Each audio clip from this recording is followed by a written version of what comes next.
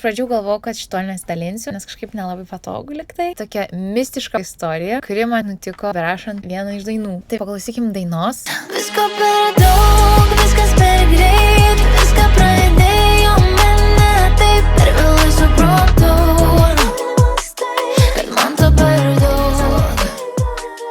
Ir jeigu įsiklausėt, per vėlai supratau, kad man to per daug. Ir tada klausausi ir man toks, taigi čia vardas. Mano ex vardas, tas sutapimas. Pasirodo, aš tiesiog savo eksų vardus įrašinėjau į dainas.